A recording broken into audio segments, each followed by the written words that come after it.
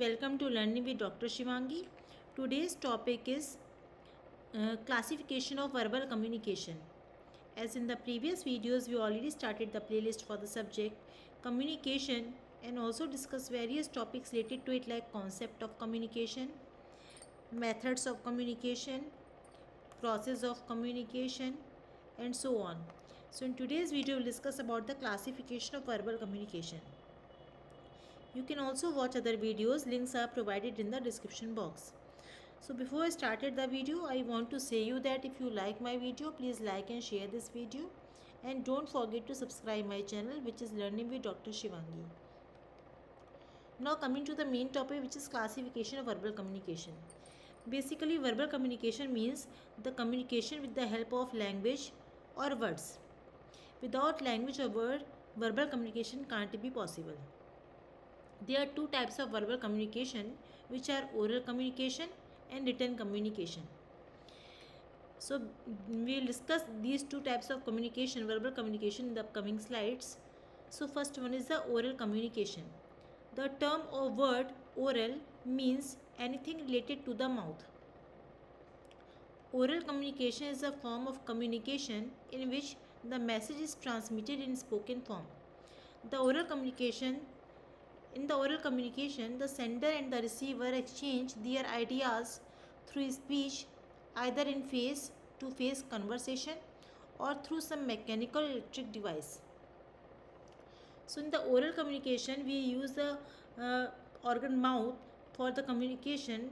We can also use the face-to-face conversation method or the mechanical electrical devices for the communication. The forms or modes of oral communication are face-to-face communication, meeting, conferences, seminars, radios, TV, lectures, interviews, telephone, etc. Oral communication is communication by means of spoken words. So oral communication is done with the help of languages or words with the help of mouth organ. What are the principles of oral communication? First one is know your objective. What is the goal to communicate? It should be clear to the sender or communicator. Know your audience. To which person we have to communicate, it should be clear to the communicator. Know your subject. What is the subject of communication should also be clear to the person. Know how to use your voice. What should be the voice modulation? It should also be clear to the communicator person. Know how to use body language. Body language also very important because it shows the gestures, postures, confidence and other factors also of the sender. Know when to stop. The sender has to clear about what to talk, when to talk and how much to talk in the oral communication. So these are the basic principles of oral communication. Now coming to the advantages of oral communication. It is faster than the written conversation. Oral communication helps in getting quick responses from the receiver also. It is more effective because in the process the sender and the receiver share their ideas on one-on-one basis. It is more effective because one can make gestures and use body language to convey the ideas and findings or feelings also. So oral communication is faster than written communication because we can take quick responses from the receiver also. It is more effective because everyone sharing their ideas on one-to-one basis, and gesture and posture is also very important in the case of oral communication. It is useful when the information has to kept a secret between the sender and the receiver. It is useful when the receiver is illiterate also. Oral communication is useful when some messages are to be given to a large number of people also.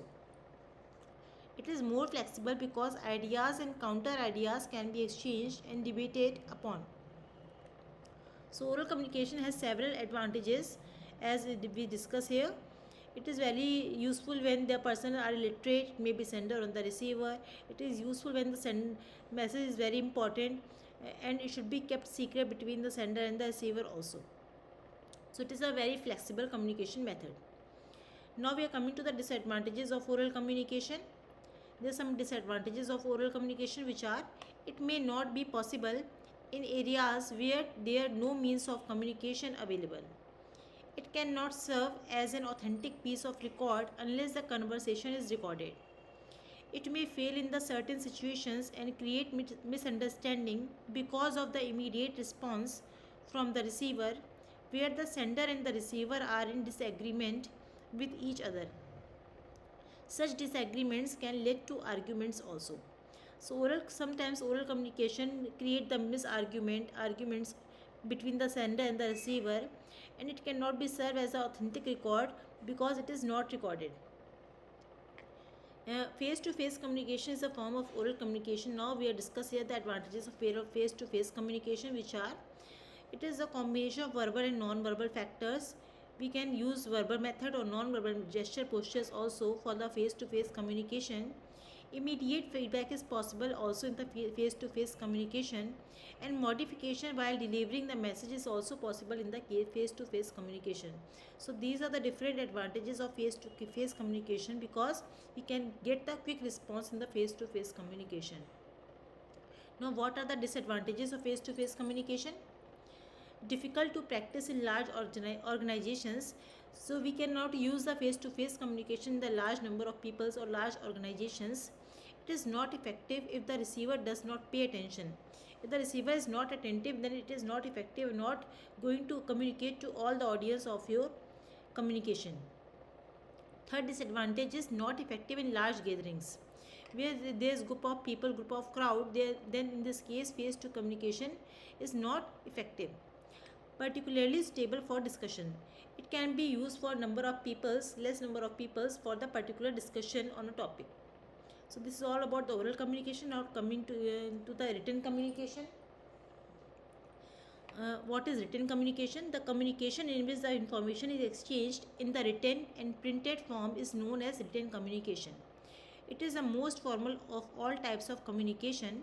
Written communication is transmitted by written words in the form of letters, reports, handbooks, memos, circulars, cards, magazines, etc., and these days through emails also. It is helpful to keep a record of communication with the advancement of technology. These days, scope of written communication has become global with the availability of electronic means like email and fax also. So written communication is the extended form of oral communication, in which we have to write down the communication we are as using the oral communication. So it may be in the form of letters, reports also. There are several advantages or disadvantages also of written communication, which are: written communication is useful when the messages are permanent nature. It is useful when the message is long and lengthy, and it is also helpful when the receiver is in part of word, and it is useful when the message contains figures and pictures or data also. So it is very important to use written communication when there is lengthy or long message, or receiver is far distance from the sender also. It is helpful when the message is difficult to transmit orally, so we can use the written communication. It is useful for the receiver because he gets sufficient time to understand the message and respond appropriately. Written communication is useful for keeping a record in the future also. So these are the benefits of written communication. There are some disadvantages of written communication, which are: it may create confusion in the mind of the receiver, and to clear that confusion there may be a lot of to do or for exchange of information, which may be time consuming.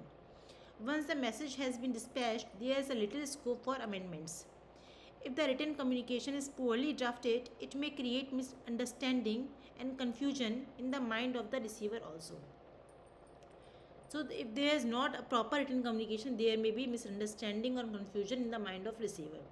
So this is all about the classification of verbal communication. I again summarizes all the points so that you can easily understand about the topic. So basically there are two types of verbal communication, which is oral communication, written communication.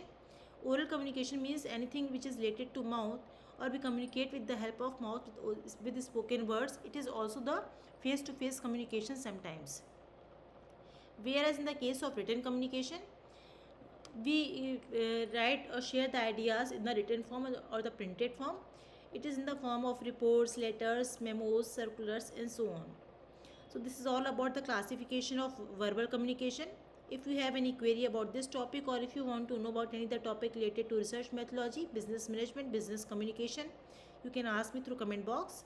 If you like my video, please like and share this video, and don't forget to subscribe my channel, which is Learning with Dr. Shivangi. We'll meet in the next video with new topic. Thank you everyone.